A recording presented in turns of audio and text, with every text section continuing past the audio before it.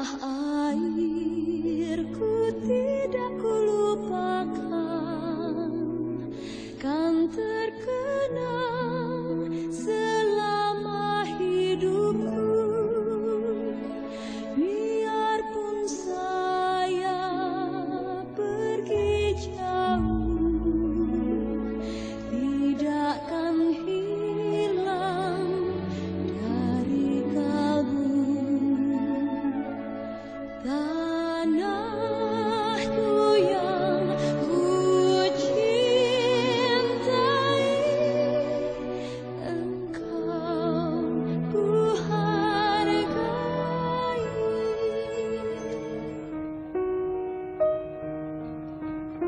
Mungkin terdengar aneh, tetapi aku menyukai suara mesin truk yang menderu membelah keheningan pagi, diiringi oleh bunyi ban bergesekan dengan jalan aspal rusak campur lumpur yang membelah perkebunan sawit. Suara itu seperti sebuah lagu di telingaku yang menina bobokanku sepanjang perjalanan panjang ke sekolah di hari itu. Dalam tidur, aku bermimpi menjadi seorang hakim, berdiri gagah di dalam sebuah ruangan pengadilan yang megah. Di situ orang-orang menghormati aku sebagai seorang hakim yang adil dan yang berpihak kepada rakyat kecil. Dalam mimpiku, aku adalah hakim yang tidak pernah korupsi dan selalu bekerja keras untuk kebaikan orang banyak.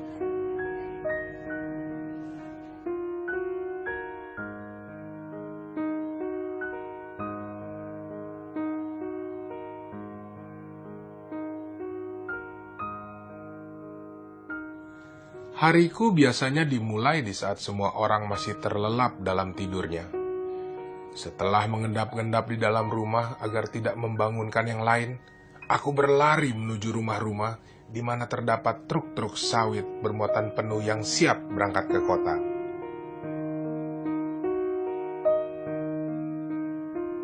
Ikut bersama salah satu dari truk sawit adalah cara terbaik agar aku dapat mencapai sekolahku dengan gratis dan tepat waktu.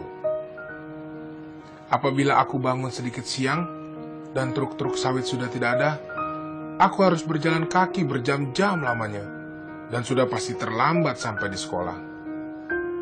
Naik ojek bukanlah pilihan bagiku, karena biaya ojek adalah Rp50.000 untuk satu kali jalan.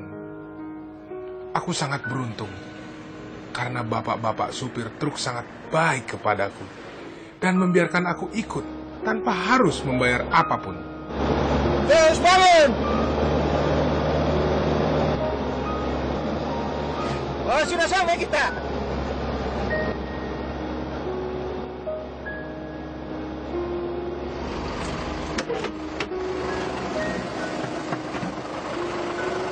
Makasih, Om. Oh, sama-sama.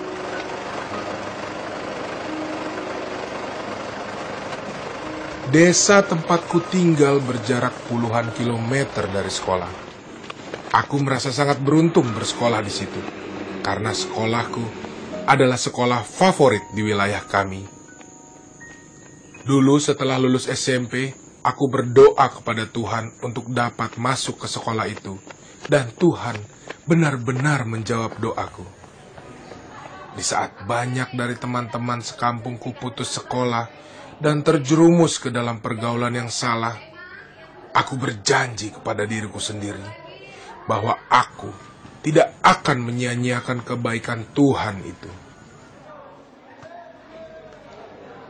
Bagiku, sekolah adalah tempat yang sangat menyenangkan. Berada di satu ruangan bersama teman-teman asli Papua lainnya yang digabungkan di dalam sebuah kelas khusus bernama kelas proteksi membuatku bangga. Prestasiku cukup lumayan, ranking 1 atau 2 di kelas. Berlomba-lomba dengan Elkana, yang juga adalah sahabat baikku.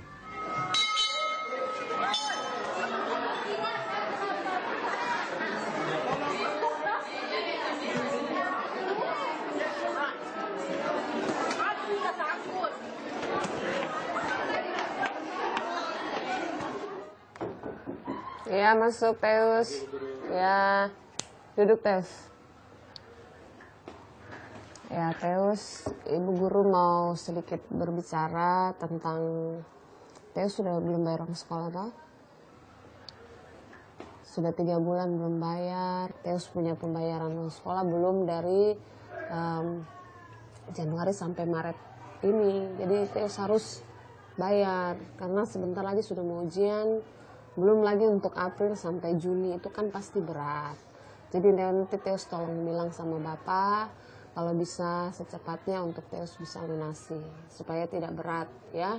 Karena sebentar lagi sudah mau ujian, pasti banyak yang harus dilengkapi. Bisa mengerti Teus? Bisa ya? Bisa Bu, pasti nanti.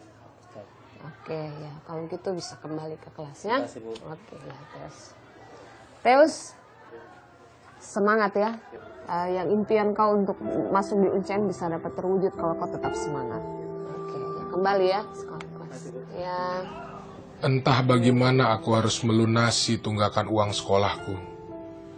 Sering aku merasa ingin menyerah saja karena segalanya terasa begitu sulit. Aku merindukan mamaku. Mama adalah air mata di padang yang kering dan segalanya bagiku. Ketika mama masih ada, hidup kami sekeluarga terasa begitu indah. Papa bekerja di kebun sawit kecil yang kami sempat miliki, dan mama bekerja di ladang sambil merawat kami semua. Mama mengurusku dan kelima adik-adikku dengan begitu baik, meskipun hidup kami memang tidak pernah berlebihan. Mama harus pergi dipanggil Tuhan karena sakit infeksi di mulutnya yang tidak kunjung sembuh. Seluruh harta yang sempat kami miliki, akhirnya kami jual untuk biaya pengobatan mama. Termasuk kebun sawit yang menjadi andalan mata pencarian papa untuk menghidupi kami. Mama, Teus lelah. Teus ingin sekali bisa kuliah di UNCN dan menjadi hakim. Teus ingin bisa membanggakan mama dan papa. Teus berusaha untuk tetap tegar seperti nasihat mama. Tetapi sepertinya mimpi itu semakin jauh.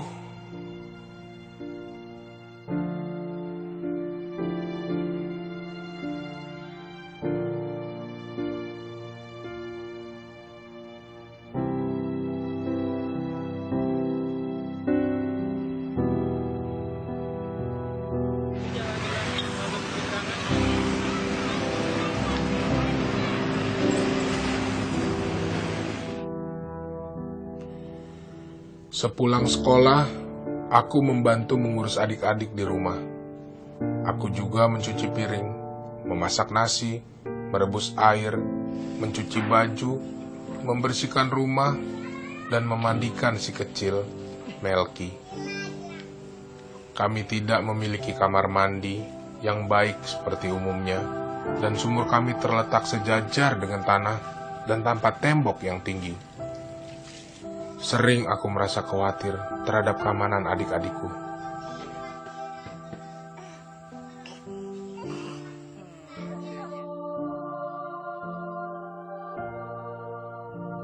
Rumah kayu yang kami tempati sudah miring dan seperti akan roboh sewaktu-waktu. Sayangnya, kami belum memiliki uang untuk memperbaikinya. Meskipun papa terus berusaha untuk mengumpulkan uang dari hasilnya berburu tikus di kebun sawit. Nah, makan nasi. Sini.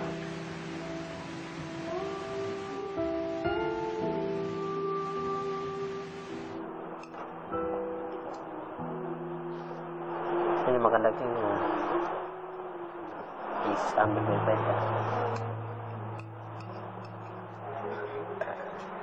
Ini lagi dulu.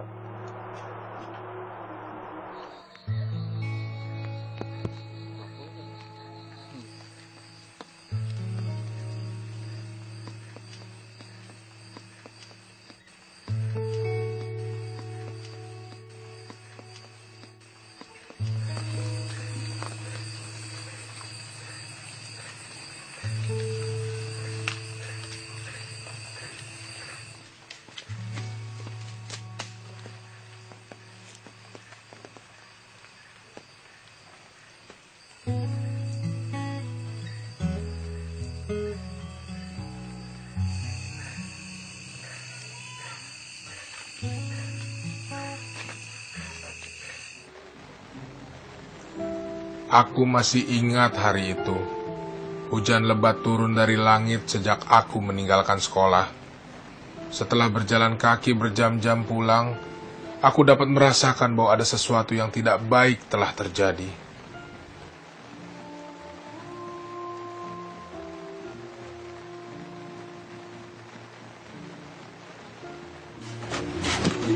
Bapak ini kenapa nih Bapak? Bapak ini kenapa nih? Ini kenapa?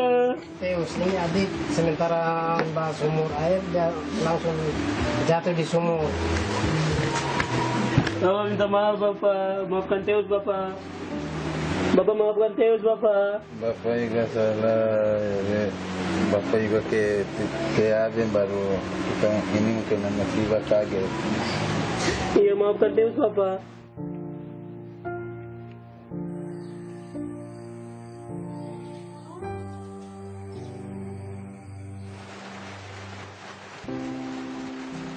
Tidak cukup aku harus kehilangan mama, sekarang aku harus kehilangan adik juga.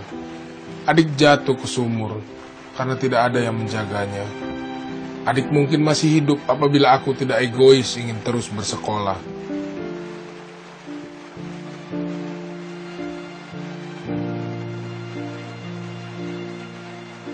Aku sempat berhenti sekolah dan tidak ada yang dapat papa atau orang lain katakan kepadaku yang dapat mengubah pendirianku.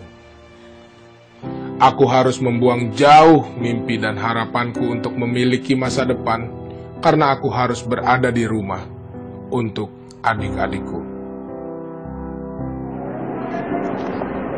Teus.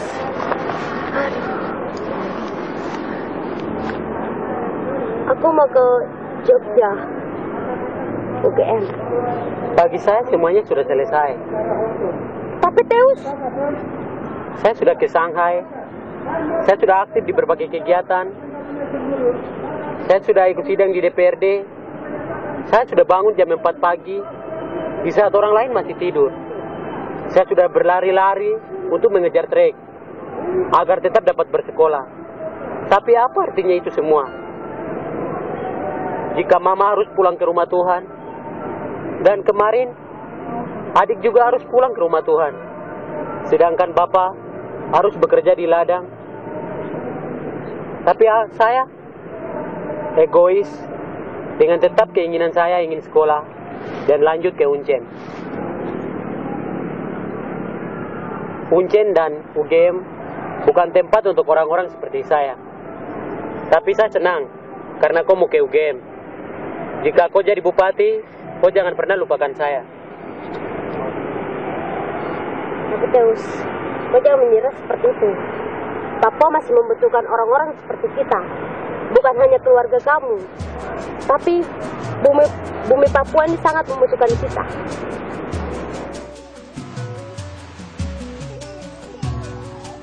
Semangat dan persahabatan yang aku peroleh dari Elkana dan teman-temanku yang lain, kasih dan dorongan yang diberikan Papa agar aku terus bersekolah, akhirnya membuatku memutuskan untuk kembali bersekolah dan menyelesaikan SMU. Tuhan sangat baik karena aku berhasil masuk ke Universitas Cendrawasih dan berkuliah di sana sekarang. Akan ada seorang bupati yang mencintai rakyat. Akan ada seorang hakim yang adil dan jujur seperti yang aku mimpikan. Dan akan ada banyak lagi putra-putri Papua yang berprestasi dan membangun tanah Papua agar menjadi sebuah wilayah yang berjaya dan maju. Oh, terima kasih Bapak. Meskipun perjalanan kami masih panjang, aku percaya masa depan yang lebih baik terbentang bagi kami semua. Namaku Teus, aku anak Indonesia, dan inilah hidupku.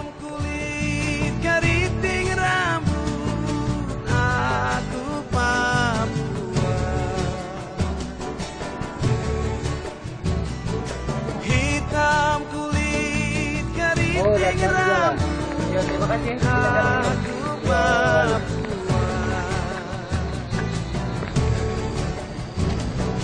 Biar nanti lagi terbelah. Aku Pagi Bapak. Ayo mari. Terima kasih.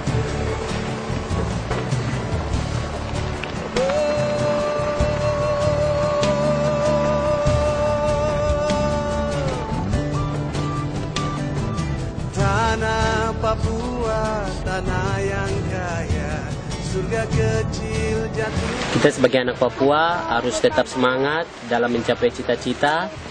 Jangan melihat kelemahan orang tua, di mana orang tua kalau kurang kondisi ekonominya lemah, tapi kita kalau mempunyai keinginan untuk tetap bersekolah, kita harus berjuang, minta kepada Tuhan bahwa dengan berdoa dan berusaha pasti Tuhan akan kabulkan.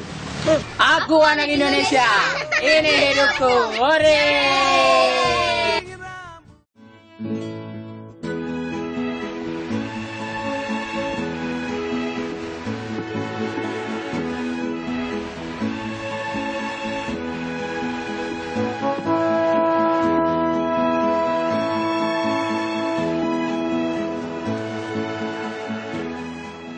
Aku memiliki seorang sahabat bernama Rauda, dan dia adalah seorang sahabat yang sangat baik.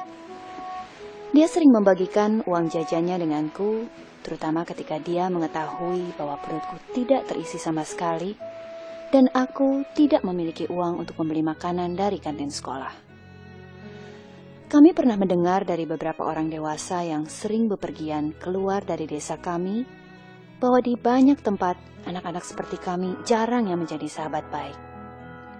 Rauda beragama Islam, sementara aku beragama Kristen. Kami sama sekali tidak memiliki masalah dalam hal itu. Aku sering menunggu Rauda keluar sholat dari masjid, dan Rauda sering menungguku pulang dari ibadah di gereja pada hari Minggu. Saudara-saudara kami pun hidup rukun dan saling tolong-menolong, meskipun kami memeluk agama yang berbeda. Wah, bisa sakit. Tolong bagaimana? Sakit bagaimana? Siang itu, kepalaku terasa sakit sekali. Aku hanya dapat mengerang kesakitan di tempat tidur, sementara di rumah tidak ada siapapun yang dapat membantuku. Untuk saja, Rauda sempat datang ke rumah untuk mengerjakan PR bersama, dan dia menjadi khawatir melihat keadaanku. Dia menyuruhku bertahan dan akan mencari Tua Imbi untuk minta bantuan. Tua Imbi adalah seorang ibu di desa kami yang sangat kami hormati. Dia banyak membantu ibu-ibu di desa kami, dan Tua Imbi juga memiliki kendaraan motor yang mungkin diperlukan untuk membawaku ke kota terdekat, 2 jam dari sini. Beberapa hari ini sakit kepalaku semakin sering muncul, dan obat-obat yang sebelumnya sempat diberikan oleh bidan desa tidak menolongku sama sekali. Ketika aku meminum obat itu, badanku malah menjadi gatal-gatal. Tua Imbi sempat melihat obat yang aku minum dan melarangku meminumnya lagi karena obat itu sudah rusak. Perlahan, aku meneteskan air mata. Karena kalau tidak ada obat yang dapat aku minum, apakah aku harus terus-menerus merasakan rasa sakit ini?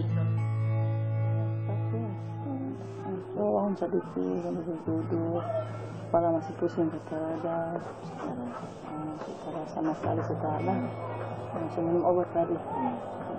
Kalau dia minum obat sembarang berdiri nanti di bidan baru kirim ke sana.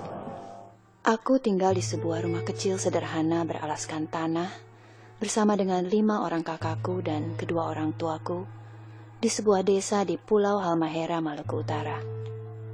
Ayah tidak memiliki pekerjaan yang tetap dan banyak membantu-bantu saja di beberapa tempat. Setiap hari, ibulah yang bekerja membanting tulang untuk menghidupi kami dengan bekerja keras di ladang kecil yang berjarak cukup jauh dari tempat tinggal kami.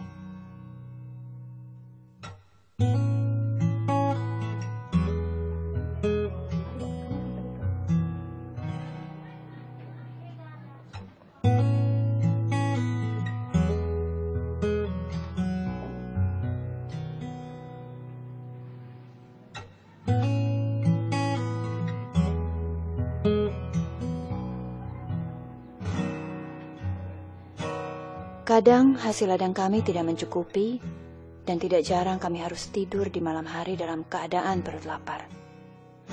Beberapa potong singkong, goreng tawar, dan air putih adalah makanan kami sehari-hari. Kami sangat bersyukur karena beberapa orang tetangga kami sangat baik dan banyak membantu kami semampu mereka.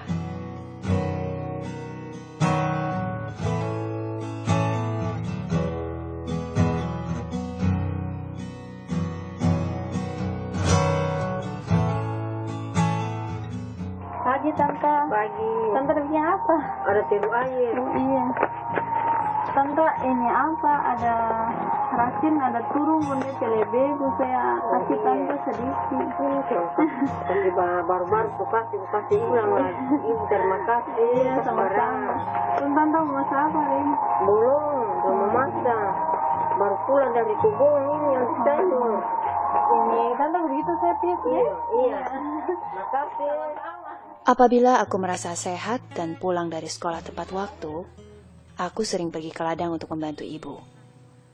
Kadang dalam perjalanan panjang melewati hutan, aku berimajinasi bertemu dengan berbagai jenis binatang yang lucu dan baik. Ada monyet, babi hutan, bahkan burung besar berwarna jingga yang sering bertengkar dengan si tupai pohon. Tentu saja aku belum pernah melihat binatang-binatang itu secara langsung seumur hidupku. Aku hanya pernah melihat gambar-gambar mereka di buku pelajaran biologi yang adalah salah satu mata pelajaran favoritku. Kedangan hidup yang kuat dan semangat tulang yang tak pernah padam, kata kakek kami yang biasa dipanggil tuang. Keadaan ekonomi keluarga kami sangat terpuruk, terutama karena orang tuaku semakin tua dan tubuh mereka melemah. Pekerjaan tidak banyak tersedia di desa kami, tetapi orang tuaku tidak mungkin pergi jauh untuk mencari uang, karena beberapa orang kakakku mengalami keterbelakangan mental dan memerlukan banyak perhatian. Ketika ladang kami menghasilkan sedikit lebih banyak sayuran, aku tidak segan-segan berkeliling desa untuk menjualnya kepada para tetangga.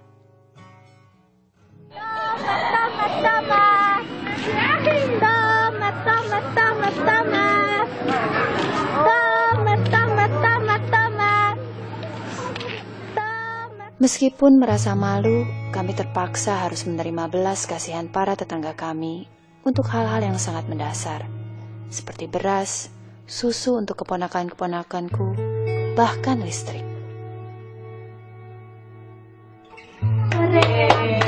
Terima kasih.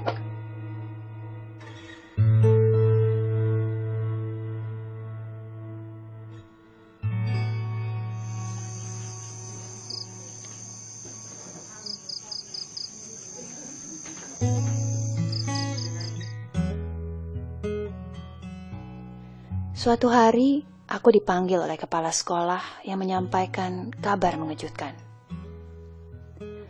Bapak kepala sekolah bilang, apabila aku tidak melunasi tunggakan SPP, ada kemungkinan besar aku tidak bisa bersekolah sampai aku melunasinya. Aku tidak ingin putus sekolah. Aku masih ingin bertemu dengan Rauda dan teman-teman yang lain. Mengapa anak-anak seperti aku tidak memiliki kesempatan dalam hidup?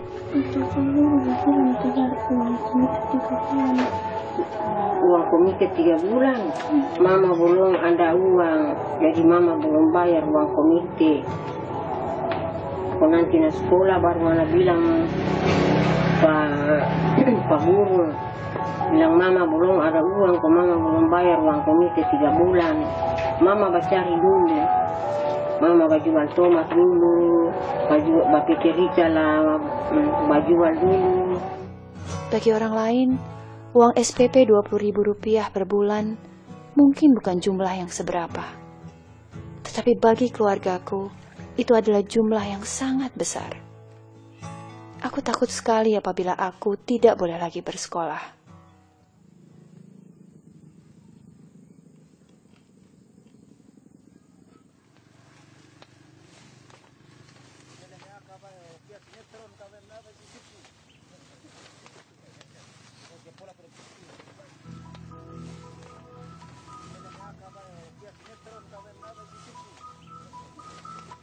kasih uang sekolah masih 3 bulan belum bayar.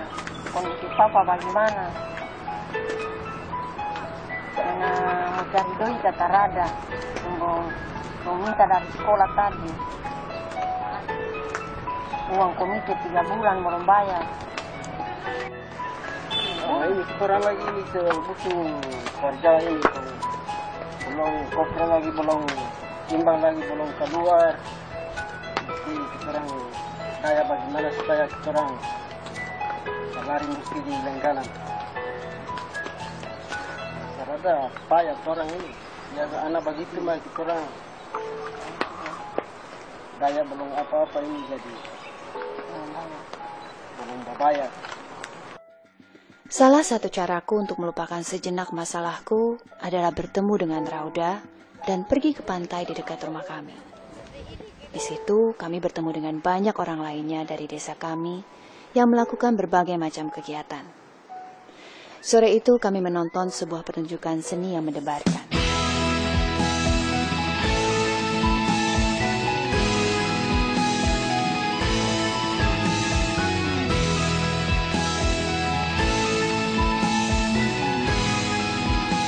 Seperti sejuknya ombak yang membasuh butiran pasir di pantai yang kering terbakar sinar matahari, kebersamaan sore itu membuatku tertawa dan merasa senang sekali.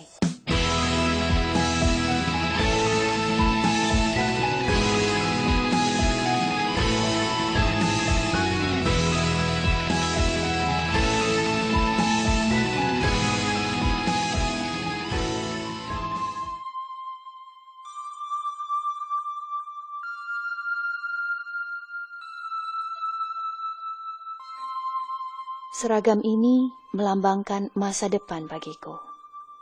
Meskipun aku harus terus berjuang, aku masih ingin tetap mengenakan seragam putih biru ini. Aku akan terus berdoa bahwa tunggakan SPP ku akan segera lunas. Aku akan tetap bangun di saat hari masih gelap dan belajar sebaik mungkin, sambil mengharapkan yang terbaik. Bila sukses nanti, aku ingin memberikan baju baru untuk ayah dan sepatu baru untuk ibu untuk beribadah ke gereja. Namaku Nita. Aku anak Indonesia dan inilah hidupku.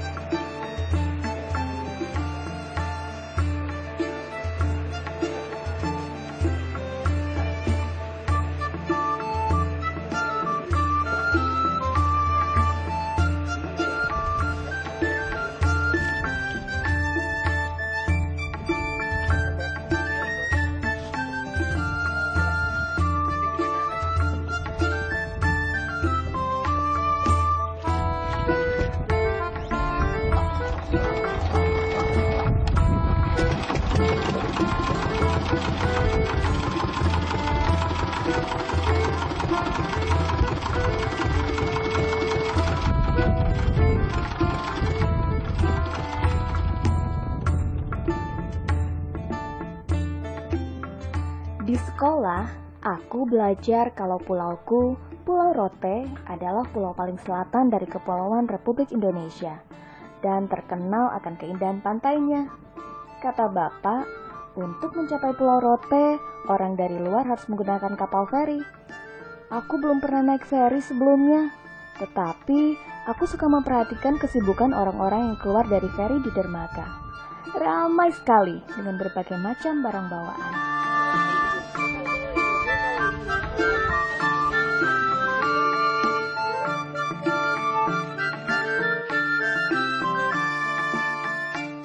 Hampir setiap hari sepulang sekolah, aku bersama sahabat baikku Lina berjalan menyusuri pantai berpasir putih menuju rumah kami.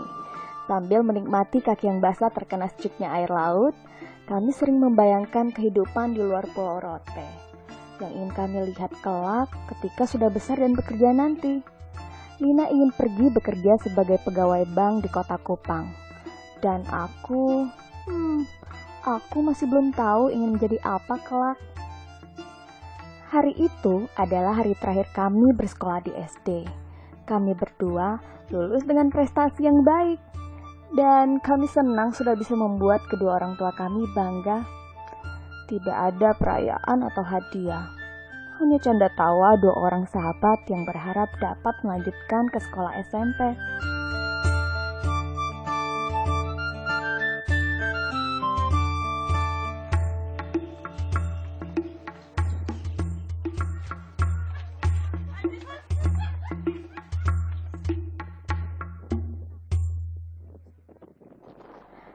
Di dermaga itulah aku dan Lina bertemu untuk pertama kalinya dengan Kak Lora. Kak Lora adalah seorang perawat yang baru saja tiba di Pulau Rote dari Pulau Jawa. Dan dia menanyakan kepada kami letak salah satu penginapan yang berjarak tidak jauh dari dermaga. Kami mengantarkan Kak Lora ke sana. Dan dalam perjalanan, aku baru mengerti seperti apa pekerjaan seorang perawat.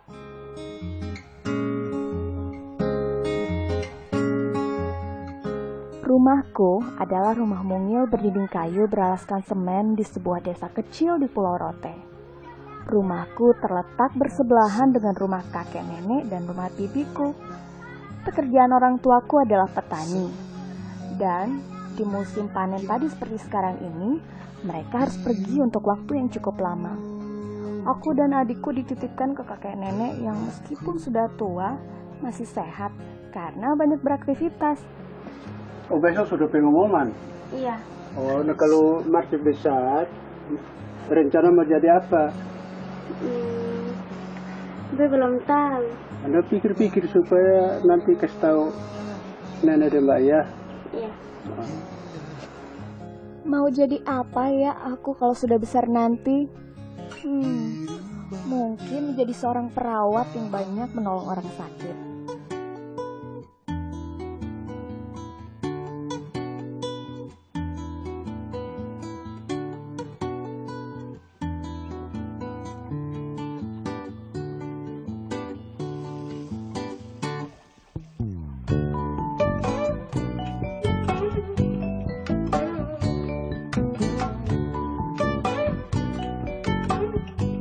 Usiaku mungkin masih muda dan tubuhku termasuk kecil. Tetapi aku tidak mau dibilang malas oleh kakek nenek. Sehabis pulang sekolah dan makan siang, aku selalu menyempatkan diri untuk membantu mereka di kebun. Jarak rumahku dengan kebun tidak terlalu jauh. Tetapi teriknya matahari sering membuat kepala dan punggungku terasa terbakar. Kakek biasanya memintaku untuk membantunya menyiram sayur-sayuran. Di kebun kakekku ada berbagai jenis sayuran seperti bayam, sawi, kacang panjang, dan terong. Sebagian besar dari sayuran itu kami makan sendiri, tetapi sebagian lagi dijual ke tetangga atau pasar terdekat. Aku senang bekerja di kebun dan melihat sayuran kami bertumbuh besar setiap hari. Meskipun aku sering merindukan bapak ibu yang sepertinya tidak kunjung pulang. Aku juga menyadari bahwa mereka bekerja keras untuk membiayai hidup kami. Aku sangat berterima kasih karena bapak ibu menyemangatiku untuk terus bersekolah melanjutkan pendidikan ke SMP. Baik, kapan mama dan papa pulang? Katanya hari Minggu baru tiba di Oke. Kada perlu apa? Gue mau beli pakaian seragam. Oh, beli pakaian seragam. Nanti Mbak kasih kabar secepat mungkin supaya Mama datang untuk dibeli pakaian seragam. Nah, sekarang sudah mau malam, kita pulang sudah ya? Iya. Oke.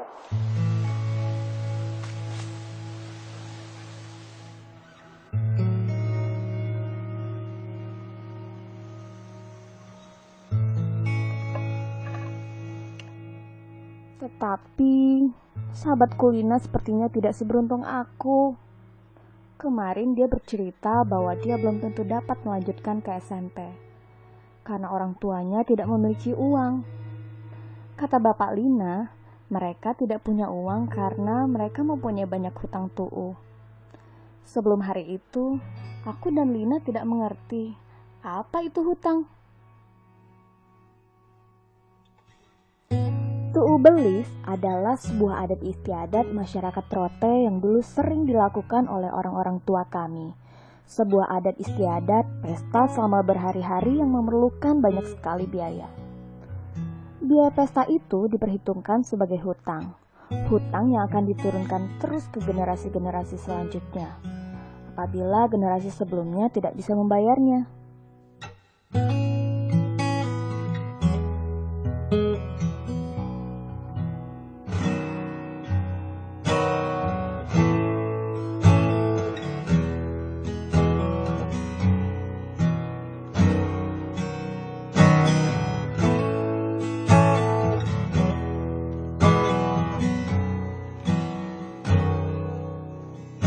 Halo. Ada apa? Ini ada perlu sedikit, silakan dulu.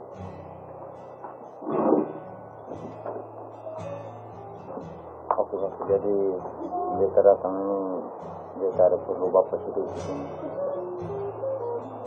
Ada mau pinjam uang. Anak-anak dong mau sekolah, mau lanjut ke SMP, ini uang kebutuhan sudah ada ini. Bapak bisa bantu beta kok. Oke, nanti bapak tunggu tangan kalau saya ambil uang.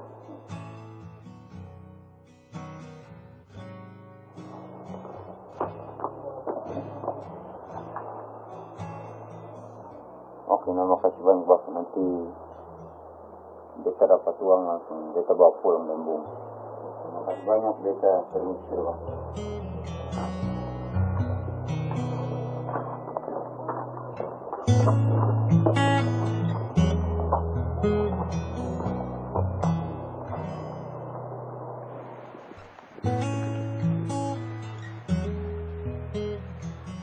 Sudah kasih obat kok? Sudah, tapi panasnya belum tahu turun. Oh, belum tahu turun.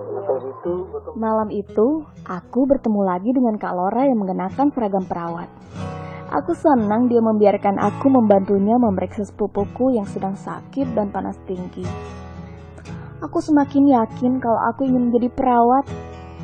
Pasti menyenangkan bisa pergi ke tempat yang jauh dan menolong orang-orang sakit yang tidak memiliki uang. Panasnya tinggi sekali. Coba ini saya berikan resep dulu, resep obat penurun panas ya Mama ya. Nanti Mama minum 2-3 hari, setelah habis Mama kontrol ulang kondisi produknya. Apakah ada perubahan seperti itu?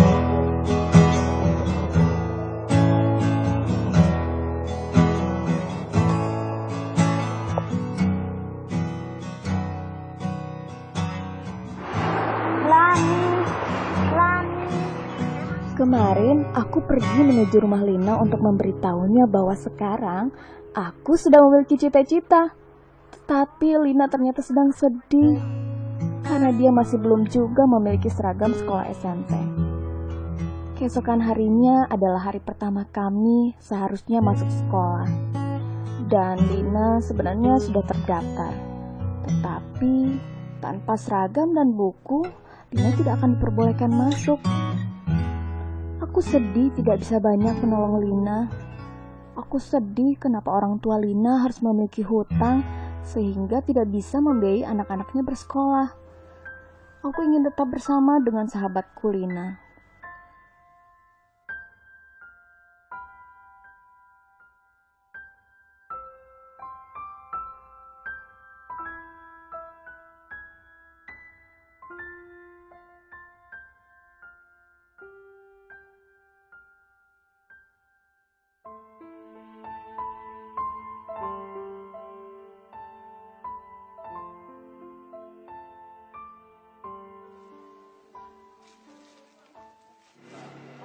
Bapak ini dengan baju berapa harganya? Itu 85.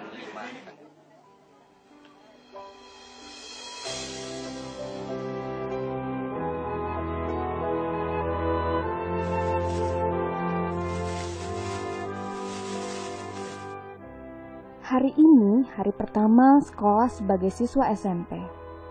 Tetapi Lina tidak datang. Setelah sekolah usai, aku berlari menuju rumah Lina. Tetapi dia tidak ada di sana. Ibu Lina berkata, mungkin Lina ada di pantai bersama dengan bapaknya.